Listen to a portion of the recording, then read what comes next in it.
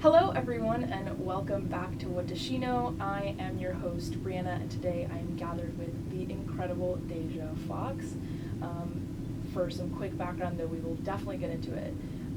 Deja technically went viral at the age of 16, right? And then went viral again and then continues to go viral as this social justice, I don't want to say warrior, because I feel like anytime people are talking about SJWs, it's negatively connoted, but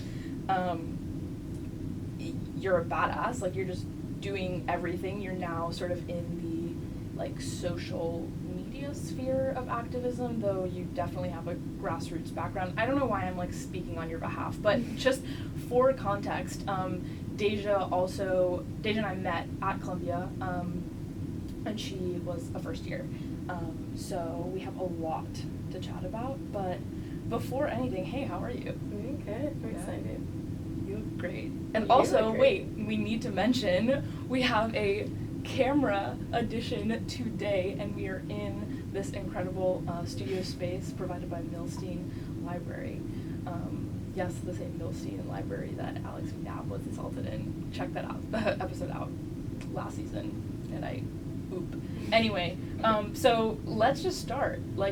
Tell me about yourself. Tell me what started it all. Yeah, so I'm Deja Foxx. I'm 19 years old. I am a Columbia student formerly, maybe coming back, question mark. We'll get there. I describe myself and my work with the words activist, organizer, badass, and future president of the United States. Yes, ma'am. I'm the founder of two organizations, the El Rio Reproductive Health Access Project, back in my hometown, and Gen Z Girl Gang, which lives in the social media / national space. And my journey starts off with a single mom in Tucson, Arizona. It's about an hour north of the border. And far from here. And her and I, doing the single mom thing. She struggled a lot when I was growing up to cover most basic needs, like rent, food, that sort of thing. A lot of economic instability. And then when I was 11, issues of substance abuse. And so then by the time I'm 15, things had gotten so intense and so bad in terms of abuse and neglect. That I ended up moving out. And that's where my activism journey sort of begins. And it starts when I'm sitting in this sophomore year sex education class, or I think they called it family life education, something like this. And I was sitting there, and my teacher, this white guy, is scrolling through a PowerPoint on contraceptives, and he goes, "I don't have to teach you guys this because you go to UHS." Or he was you go to UHS, you already know this stuff, whatever. As in insinuating that you guys are already sexually active. Well, no, insinuating that because we went to this primarily white middle class school, Gotcha. That I tested into and drove 45 minutes to get to, that our parents had the resources and time to teach us this already, and that they would, and he didn't have to. And so I was sitting there thinking, I don't have parents at home. No one is going to teach me this if not you. And I'm currently living with my boyfriend. I'm set up for failure right now. And so I started to think about, what could I do to make a change? And I started to see how there was just this real lack of regulation. From classroom to classroom, everything was different. From school to school, from school district to school district. And that no one was paying attention to this. And that there was misinformation, there was just a lack of information. And so me and my friends started out just going to these school board meetings, and we'd go to community call, and you'd get 60 seconds to talk to the school board. And so we'd just go and tell our stories, and we'd go every week. And for 6 months we kept it up and started filling the school board meetings with young people. And eventually we won this legislative victory, which then propelled me to being on this community panel that rewrote the curriculum. Right. And that fight is still going on in Tucson. there's been so many different kinds of pushes back and forth, but that was the fight that got me started. Right, and so that is the panel that you're referring to that someone recorded, right, of you? No. So I was on this like community board that rewrote the sex ed curriculum. Oh, okay. And I was there for a year and a half rewriting it. But so then, I guess those experiences set you to this, what was it, a town hall meeting, right? Yeah, so then that built into so sophomore year, we have the sex ed fight. Junior year in high school, I've scaled up my activism, gone to even more trainings, and I go to the story of the Jeff Lake Town Hall is actually sort of funny in that I wasn't supposed to be there. I was volunteering at a luncheon and like handing out pamphlets at this luncheon for donors for Planned Parenthood. And then later that day, we went back to the headquarters, and the organizers there were like, "Can you come with us? We're having this town hall. We're trying to fill it. Like, can you guys just tag along?" And we were all, okay, of course. Like, we've been here since 7 a.m. We're like 3 hours from home, but like, let's do it. And we show up, and I wait in line for 45 minutes to ask my question. So I had a lot of time to think about what I was going to ask him, how I was going to say it, how I was going to formulate it. And then it's finally my turn, and I ask him, like, roughly how he is a white man and me as a woman of color, him someone that comes from privilege, and me someone who didn't even have parents at home, how he could make these like decisions about my body and my access to birth control and where I could access it, because he had just voted to deny Planned Parenthood Title X funding, which is something we've seen resurge even this year. And the crowd was like really engaged, very excited, and it led us to this encounter where he tells me he supports policies that support people achieving the American dream. Right. And I ask him why he would deny me the American dream. And then he says, "Thank you." And I say, "No, thank you." And I walked away, drove home, and woke up the next morning to my Twitter blowing up. And so it was entirely overnight. Overnight. And then CNN the next day. And then Capitol Hill soon after. Yeah, a whirlwind. I didn't even know it was being recorded. So really, the more you know. But great organizers were around me, so of course they recorded it. And awesome. You know, we were in the fight for the ACA at the time, and this was this pivotal moment, I think, in humanizing, you know, what healthcare access looks like and what it means for people. And so, would you sort of qualify that as, obviously in some ways, like luck that it got picked up on Twitter, right? But on the other hand, so much work and you, even though you're saying, you know, you weren't supposed to be at that panel, but like you worked your way up to have a platform for you to even voice yourself.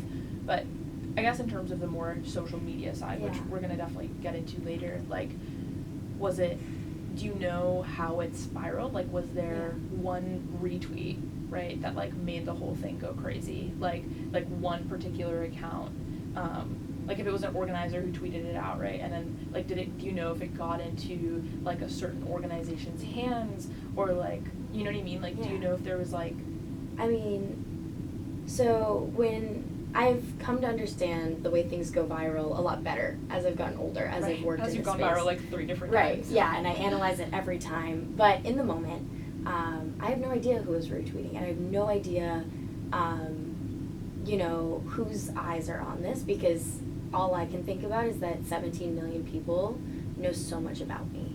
They know I don't have parents at home. They know that I access birth control at Planned Parenthood, that I live with my boyfriend, and I'm getting all these hateful comments, and just this sense of vulnerability that like I am in front of 17 million eyes suddenly that I was not expecting to be in front of at 16. Right. And so what I was thinking about in that moment wasn't, well, how did this go viral? Right. Like, how can we replicate this? Or like, you're not even relishing in it, right? Like, no. Was there a part of you that like felt kind of your privacy had been violated in a way? Like, I mean, when I sign up to do this work, I recognize that part of it is spokesmanship, part of it is showing up publicly, right? I wouldn't go and stand and talk in front of 1,000 people and not expect you know, not, I mean, I wasn't expecting this, but not to know that it's on the table, that it is a possibility. And so, you know, I was in my room, like, locked in my room because I just wanted to be alone. My notifications were off because it was like 20 plus on Twitter, and I couldn't handle it. And I still, every time I go viral, have like panic and like run to my therapist or just like lock myself in my room. I don't eat the dining halls because I'm like, don't want to see anyone or have anyone see me, because I feel vulnerable. And it's a hard experience. I don't think people's minds are built to wrap around suddenly being in front of so many eyes. But that being said, coming to understand virality better, there is a lot of work that went behind that clip. Everything from storytelling trainings to understanding what bird dogging is and what what this tactic looks like, to the research behind why are we here today, why does this occasion matter, you know, keeping up with current events in that way. Targeting, being like, Jeff Lake is having a town hall and he's our opponent and he has the power to make a difference, and power mapping that. And it's all these organizing skills that I put in the work to get, that I went to trainings to learn, and that this was the moment where I employed them in a way that was really conducive to social media. And I think that's what a lot of people miss, is it looks like it's luck, and in part it is, because you could build the most perfect strategy around bird dogging, get the best video and still not getting any traction. But when you do, it's important that you've done all of the steps and have the media training for the follow-up, and I did. Right. Yeah. Right, so then from that point, you are on CNN, Capitol Hill, and then you have a Teen Vogue article, right, around that time? Maybe, yeah. I think I had a lot of different articles coming out around that time, less that interviewed me, but more about me. Like about you, right? You weren't like directly being interviewed. So then, what's the trajectory from there? Yeah. So after that, I had this really big personal shift, where, I mean, I'd already begun to see myself as a leader because I was gaining these skills, because I'd worked in the comprehensive sex ed space.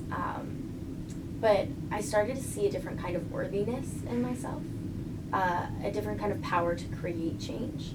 And I saw the world as larger all of a sudden, and my power to affect change on a national scale and a global scale, like I had never felt before. And that change manifested in all kinds of ways, like knowing that I was deserving of an Ivy League school in that moment, and that I fully was capable of getting in. That was like a life-changing thing that came out of it.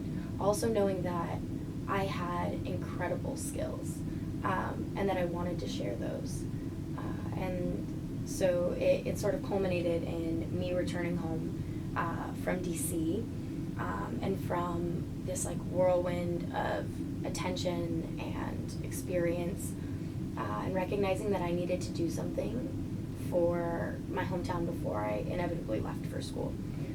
And that brings me into my senior year, when I started the El Rio Reproductive Health Access Project. And I co-founded it alongside a nurse practitioner, and a group of other young people who included like formerly incarcerated youth who had struggled with substance abuse, teen moms, first generation Americans, like just this really diverse group of young people who were representative of the people we wanted to serve. And we came together and began educating each other, and becoming peer sex educators, and then mobilizing those skills to host teen clinics every week. And those teen clinics are completely free. We provide free STI testing and any birth control method at no cost to the young people that come to see us. We also provide Ubers to and from if transportation is an issue. And it's just the little things. Like we don't ask for any kind of documentation, that because our cohort is so diverse and is representative of the experiences of the people we aim to serve, we can see all of the small barriers and find unique ways to overcome them. And each of our peer sex educators gets paid, right? This is their job, and that's a really important aspect too. Yeah. That's incredible. And so this Yeah. is still up and running and all these services? Growing, running, building every day. We have, I think, 14 or 15 peer sex educators and youth leaders. And we've served over 4,000 young people in my hometown. Wow. Which, to put in context, like, my hometown is not the biggest city. That's the size of, like, 3 of my high schools. Wow. Right? That's crazy. So many folks. Yeah. And I think what I really love about this program and why I'm passionate about it is because it does the work on both sides. It helps young people achieve their greatest potential by eliminating barriers to it, right? Helping them gain control of their body Right. and their future. And also helps young people who are not traditionally seen as leaders see themselves as leaders Right. and gain leadership experience that helps them then, go on to, it's like the snowball effect. Yeah, Once you have one entirely. leadership position, you can get another, Right. then you get into college, and then, from there you can do whatever you want to do. Right. And that's why I love the program that we started together. Yeah, that's awesome. Yeah. So then get into college, you get into college, right?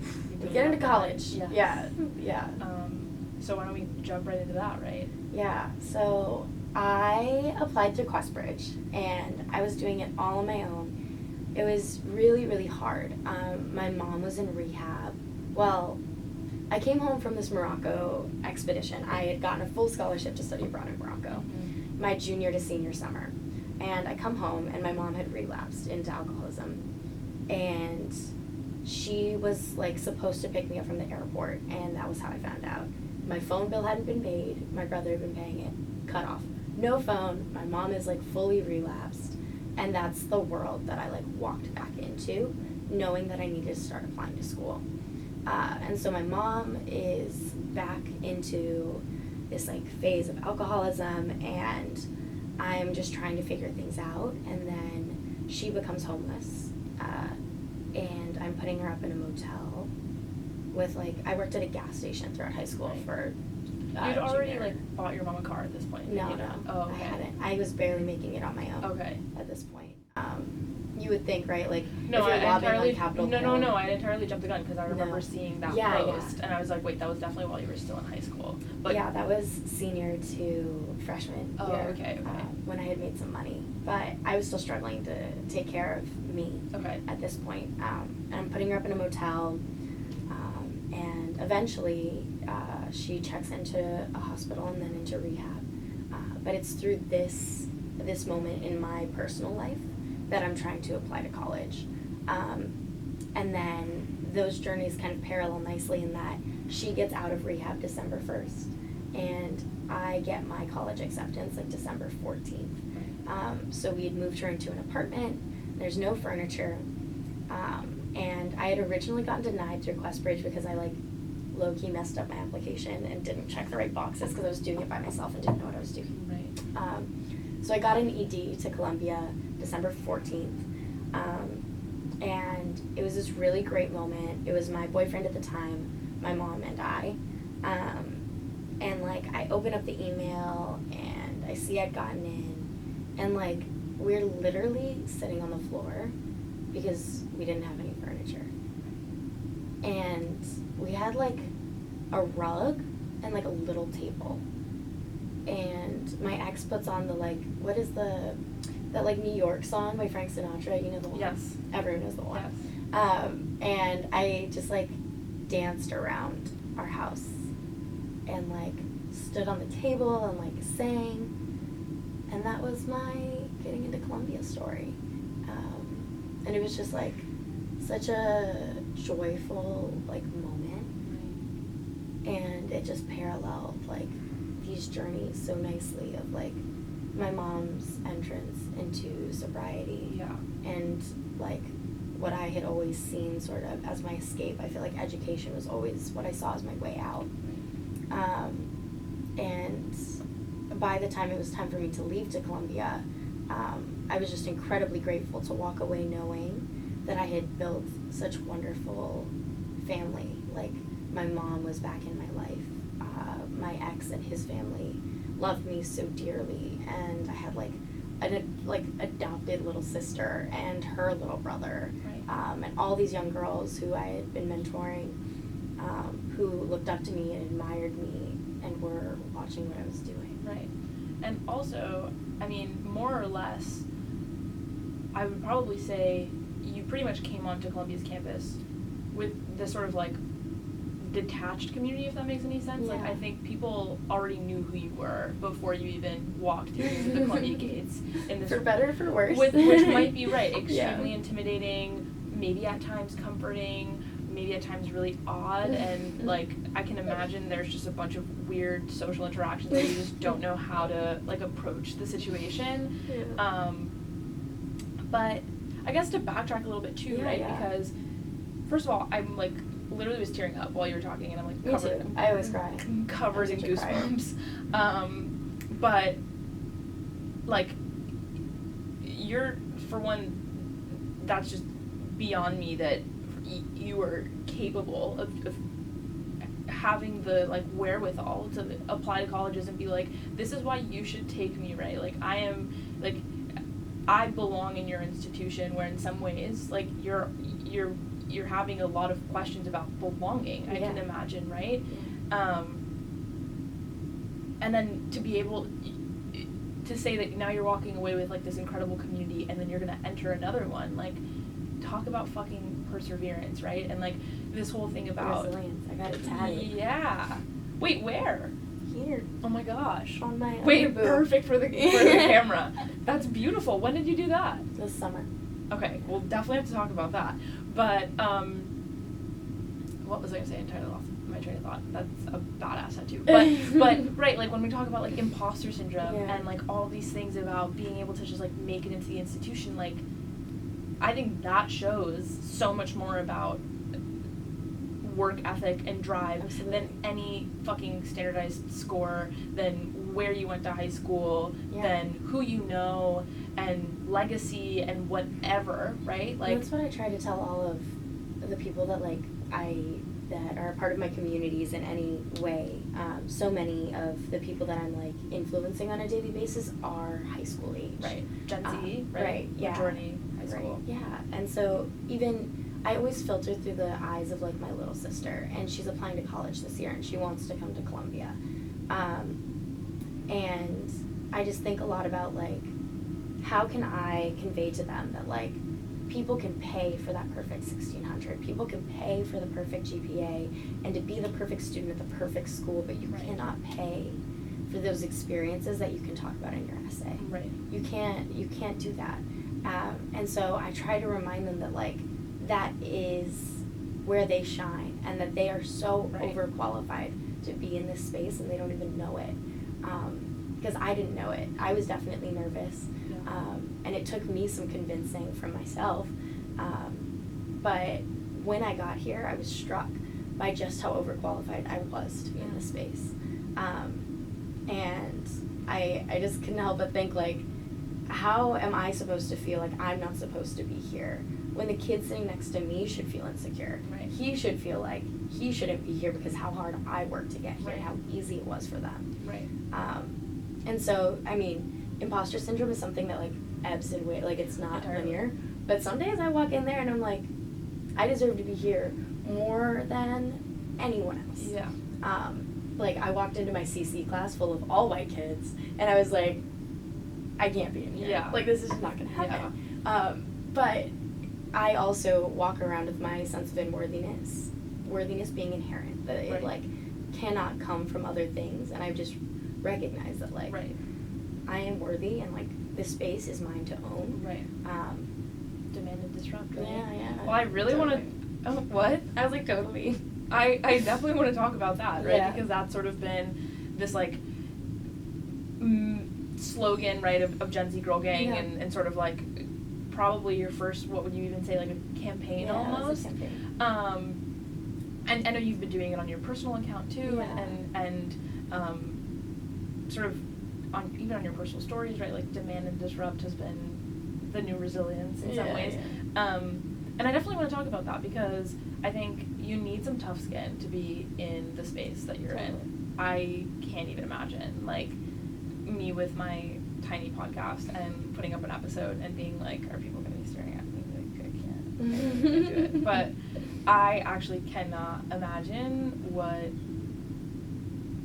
the ins of the things that, again, people probably don't see and can't imagine, and you're still so confident and you lead with that, right? And I think you have an air where you say things and you don't seek approval or validation in how you say it, how you deliver it. If it's picked up the way that you would like for it to be picked up, like, you're kind of just like, I said what I said. Like, I say what I mean and I mean what I say. Drop the mic. Literally just drop it. But I want to go into that, right? Like, you are now in this world of, not only are you, like, I hate to say influencer, but you are an influencer, like, without all the, like, weird connotation to it, but you're also an activist. Yeah. So it's like, now you have this moral high ground on top of everything that you do, right? Like, it's not only like you have to look good, yeah. You have to put on potentially this, not put on a facade, but like, there's an aesthetic part of visuals, right? Yeah. Like that your Instagram has to look good, and you know, you have management, and there's probably some type of influence in terms of just like this upkeep, yeah. Of the person that you are. People are booking, yeah. you because of the person that you are, your personality. Yeah. And then on top of that, it's like you also have to be this like saint probably in a lot of different spaces, and you can't mess up, and yeah. and especially in the high school, college sphere, and then yeah. add Columbia on top of that, and the culture that we have in terms of like, you know, like wokeness, right? And like saying things that, you know, you don't know what you don't know, right? Mm-hmm. And when you're in the limelight, when you're also in an Ivy League institution, I can only imagine, right? When like everyone messes up, but there's this weird thing where you probably feel like you're not being seen as an entire, like a person. Like, people stare at you in this way. So, I mean, let's talk about it. Yeah, I've always had issues in school spaces. I've gone to PWIs like my entire life. Mm-hmm. And, you know, I've kind of gotten used to like being on guard at school, being on edge, being uncomfortable. I've never really liked school. And coming to Columbia, I really thought things would be different. Right. And they're not so much. Right. Things are kind of the same here as they've always been. Right. People love to talk about how Columbia is like this like diversity Ivy, right? Like, it's gonna be so fun, and like, even though we are literally like worshiping the Western gods constantly here, it's like it's the woke Ivy, it's the chill Ivy. Yeah. Wow, it's like. But that being said, like, I've learned that like I navigate all of these different spaces, and they have like similar, like maybe similar problems that come to me, but that like my best defense against any problem is just working on myself, because when I cultivate forgiveness within me, when I cultivate authenticity within me and transparency with myself and honesty with me, what other people say about me is none of my business, and I'm not interested in it. And that's not to say that constructive criticism isn't totally welcomed. I really appreciate when people call me in, because I wish someone would have done it earlier when I was younger, that I'd had people in my life who were paying attention, who knew better, who could have guided me, but I didn't. And so it's a lesson being learned now. And I often talk about how interesting it is that our generation is the first to grow up with our entire lives broadcasted. I've had my Facebook since I was 11. And in some ways, that's created a lot of problems for me and for a lot of people. Log, a literal archive of your growth. Literally. It was such a different time. Like, to think about the cultural shift, not only the importance of social media, but I remember, like, fat jokes were funny. Your mama jokes were funny, right? Like homophobic jokes were funny. And X, Y, and Z, right? We can go further into what else, you know, that now is completely not tolerated in pretty much any space, any educational space. I mean, of course, there's subsets of, like, culture, right? Like, I know, sadly, in parts of Florida back home, there are people who behind closed doors still make these jokes, but I think obviously they're aware that it's not condoned the way that it used to be, or like saying certain things and stuff like that. So it's like, I think the other thing too about being in this generation and also being a public figure is that like people see you as this monolith, right? Like the way that you are now, people assume that you always were, right? And that at 11 or whenever old you were, when people start, you know, going into the depths of statuses and tweets and whatever, for one, are looking to find something wrong, right? Like when you're talking about criticism, that's not criticism, that's just pure hate, right? Like people want to cancel people, right? Like when we're talking about Twitter, like that whole scene, right? Like there's just some people who are just looking to find things to work against you, right? And that might also be like jealousy and envy and all these other things. But that's not this. I mean, I guess in some ways, of course, you can learn from that in the way that that's constructive criticism, but it definitely seems like there is a shift, right? Like there's a difference between trying to understand the context and lean into that with compassion as well, right? Because it's like you need to be this compassionate individual, but the way that people are approaching you is not compassionate often. Or like, I mean, I'm saying you as in, you know what I mean? Like what I see on like woke Twitter, right? Like I don't know exactly what type of like forms of interactions you have on social media, but like I definitely want to talk about like having haters, right? Like it's safe to say that goes beyond Columbia, right? Like I know that there's unsaid, you know, sort of like pettiness when anyone sort of projects themselves and tries to enter a space, right? Like obviously I'm not going to try to make any type of comparison between the two of us, but I've definitely felt that too, right? Where it's like, who does she think she is that she's gonna like create? What does she know? What does she know, right? Like I'm screaming, but like, do you know what I mean? Like, people are like the audacity, like you have to enter a space and like think that people want to listen to you, right? Like there's just like, and obviously there's probably something similar there, but like, let's talk about like dealing with haters and like, you know, cultivating your greatness and also like profiting off of it, not only like monetary, but also like you have to be aware of your own greatness to want to project it, right? Like it's not like there is an added sense of your own awareness to what you're capable of, and people see that as like vain or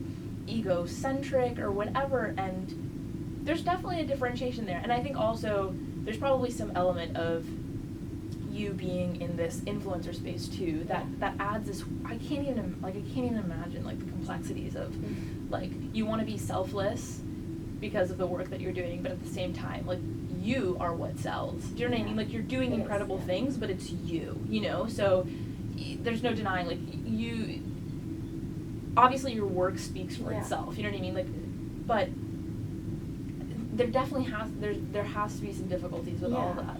I mean, there's so many pieces of that, everything from, you know, people who dislike me or dislike my work to like the layers of the work that I do. But I think what it comes down to for me is I know who I do this work for. Like, I know that this work is not for the people who want to talk about doing the work or tell me how to do my work better. I do this work for the people who do the work. Right. And that is everything from, you know, my little sister at home who is showing up at clinics and canvases and doing her college app, to the girl I'll probably never meet who messages me on Instagram asking me for advice or just for a little bit of hype, like to tell her she can do it. Right. Or the person who will never message me.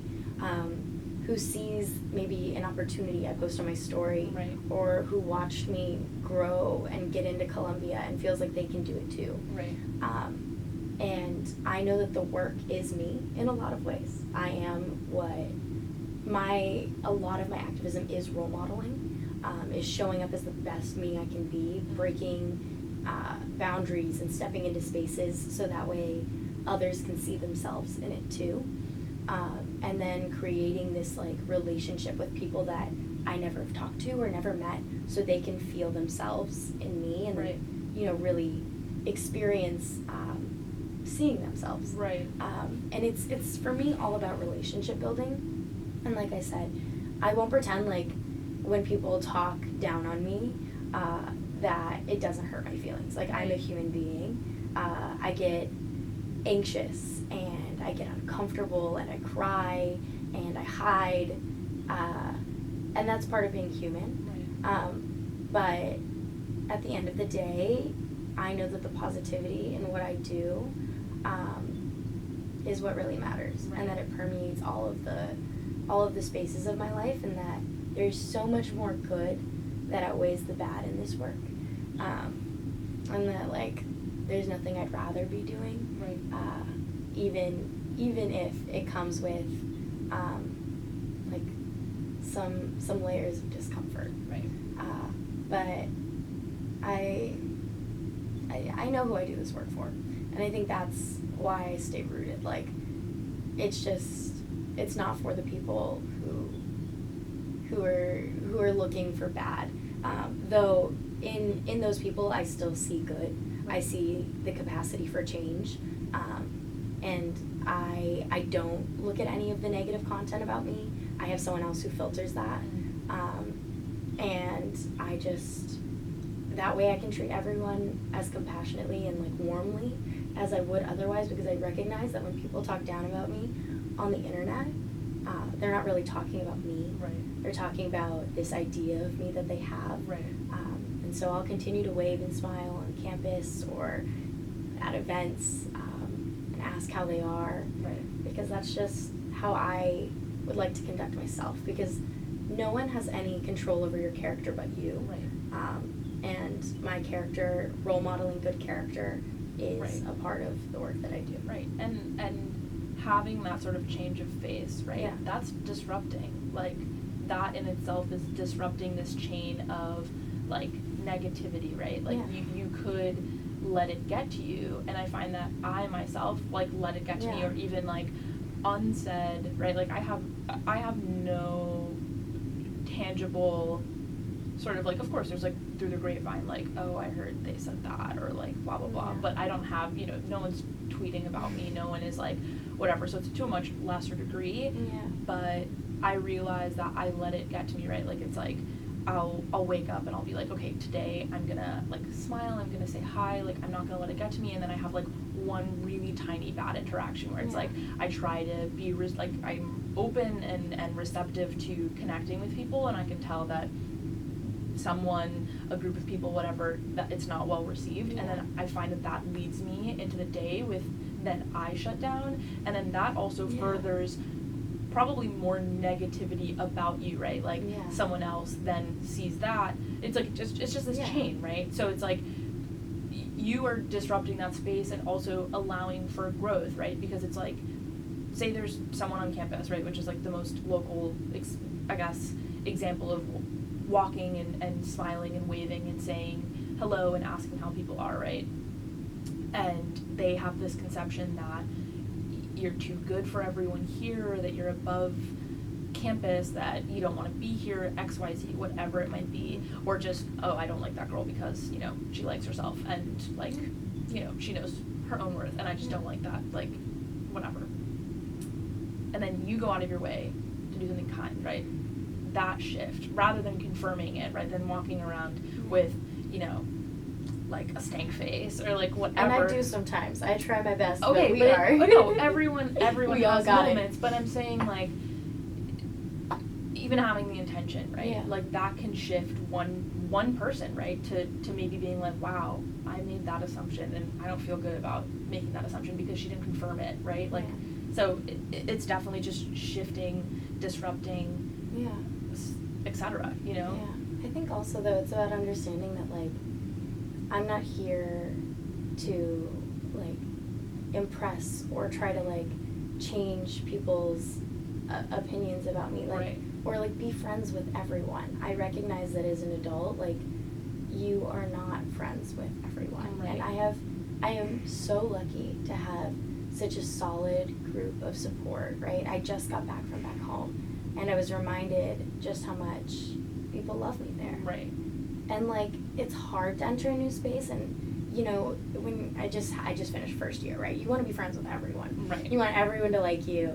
But I've come to realize that, like, I don't need to be best friends with everyone. And, like, I'm in, like, that unique space in which, like, people know about me before I know about them, and, like, or, like, people have more information on me than I have on them usually. Right. But I really do try my best to just, like, walk in without assumptions, and I hope people do the same for me. And the people who have done that for me often are, like, surprised at what they find. Right. And I think that's, I mean, I love those interactions when people are like, wow, I thought you were going to be really mean or really scary or whatever. And then I know I'm just like a regular old 19-year-old, like, just a regular person. Right. Okay, I'm going to break for ads. Cool. I think that's a good point. And we'll literally start right back up because we're on a time crunch. But I guess I want to talk about, I guess the last portion of it, right, is, for one, is this the first time you're, like, I guess verbally announcing it on some type of broadcast, I told right? people I was, like, taking time off on an event yesterday, but I didn't say why. Why? Yeah. Can you? Yeah. Now? Okay, so go off. Go off. Yeah, so I backpacked through Wyoming this summer. Yes. For 3 weeks. No phone, no internet, no shower, no news, no music, no nothing. And it gave me a lot of time to think about what I'm doing and why I'm doing it, and what I want for myself. And I came back to school, and I didn't want to be here. I, like, went through my classes, and I was just like, this doesn't feel right for me right now. I'm not feeling engaged or excited to be in this space. And I got this Instagram DM, from someone that I know, asking me if I knew anyone who would be interested in this position, as, like, a digital staffer. And I was like, yeah, let me look into it. I have a few friends that just graduated. And then this person was like, how would you feel about maybe doing it? And I was like, I haven't unpacked my room yet, so maybe? Right. So I got this inquiry, and then, you know, it kind of came to me in this time where I was already questioning if school was right for me this year. And a lot of people that got to take gap years before they got here, which was not an option for me in any way unless I was just going to keep working at the gas station or something. And we had 2, like, interview calls, and I started, through those interviews, to really recognize just how qualified I was to do this job. You know, talking everything from, like, my on-the-ground organizing experience to building my own social media community to building Gen Z Girl Gang, to working as a senior partner at a marketing firm. Like, I have the experience, and it's a unique experience, and someone told me it was untraditional, and I was really nervous when they told me that. I was like, I'm not gonna get this job. Right. But I realized just how qualified I was, which then got me questioning even more, like, the value of school, Right. And why we go to institutions like Columbia, and what learning really looks like in today's age.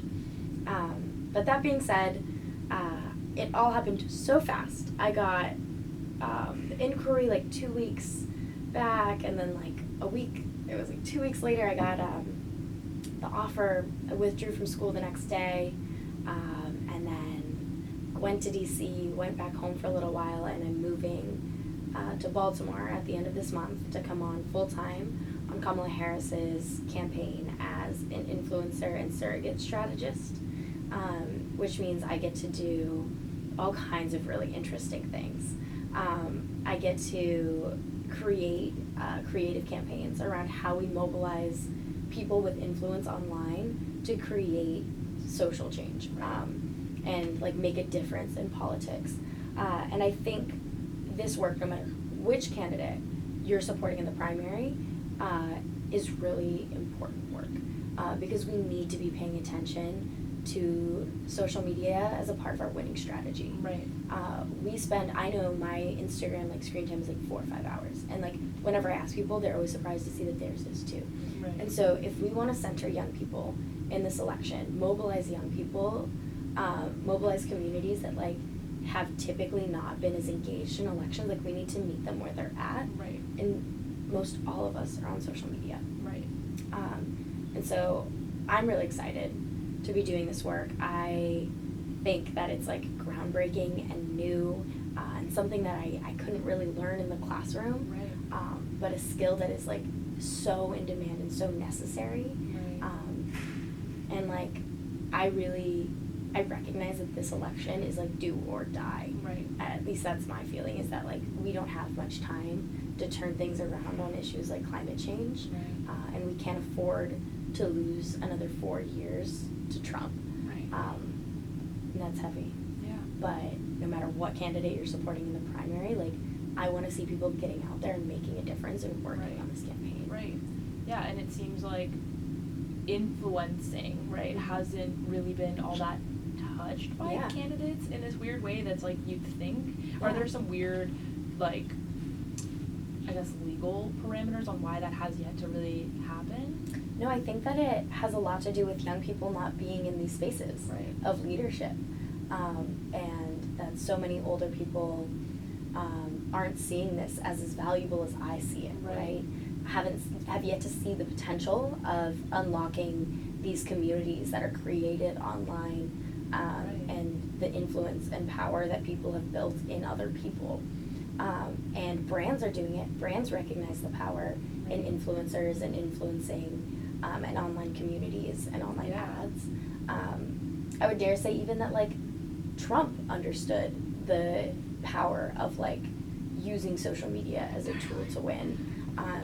And so I think that there's a way for the Democratic candidates to come out and like really take this election by storm if they invest in young people and if they invest in this new forefront of communication, which is social media. And I'm hoping to be a part of that change and that shift that meets people where they're at and is evolving with the times and is new and different. And I just couldn't imagine more exciting work to be doing. Right. Yeah, I mean, just like imagining what that would even look like. Like candidates engaging with young people who are making a difference and actually like listening to them, right? Like the town hall, even the college, or like I guess it was young people's town hall for CNN. Yeah. That even seemed like pretty monumental in terms of having a platform for only being the people in the room, right? Not just like allowing students, allowing young people into this space that's already dominated, but creating the space, and that's entirely what social media would probably be, right? Like, to even imagine what like a campaign would look like, or to just see people who are in this space either backing candidates or, you know, having real conversations with candidates. It seems like it's something that's kind of missing in terms of the dialogue. It totally is. I think, you know, we as like young people dictate so much of the content that everyone is consuming, right? We choose what goes viral, and we have this like enormous superpower that is social media to influence not just what other young people are thinking, but like what our parents are thinking too, and what everyone is reading about and what everyone is seeing. And I think it's an untapped power. I think it's something that can really be harnessed, like not only in my personal life that I've used it, or I guess it's my professional life, but in the activism space to like create viral moments that then push change, that push leaders to be more accountable to constituents. But like, how can we also use it to like get out to vote, get people engaged in elections? And I think there's just so much space to work in here. And I hope that like other campaigns are taking on young people. I would love to see other young people like at the forefront of this work, because I think we all do better when we have like more thoughts, more people working on it. And I know that this is like all of us versus Donald Trump, and that's where I'm coming at this from, is how can I make a difference with the skills and interests that I have, and the perspective that I bring to the table, in this moment where I feel like I have to do something. Right. Yeah, and I guess that also, as you were talking, I was thinking that what you're saying about young people also seems to apply to just like polarization as a whole right now, like in terms of calling people in and having people show up and get people on board and get, you know, voter turnout and stuff like that. It's engaging people who previously were not in that space, right? Like that's entirely what it is. And I think something that I think about a lot is especially certain tactics, right, that just work better than others in terms of calling people in, people who were previously not part of this conversation, and how that seems to be, at least from my perspective, kind of lacking in a lot of spaces in terms of, like, sometimes I think my critique of politics, of, you know, sort of, again, like, I go back to woke Twitter because I just feel like I'm so endlessly fascinated by woke Twitter, but, like, that it seems to be calling in people who are already part of the conversation in this way, and that might not really be working in the most productive way that is possible, and that's not a critique on, I guess, if that's the type of, I guess, organizing and rallying that you want to do, then by all means. But like, for instance, like your Vice video, right, which was kind of the second time that you blew up, you went viral, like, you signed up to enter a conversation within a space that there were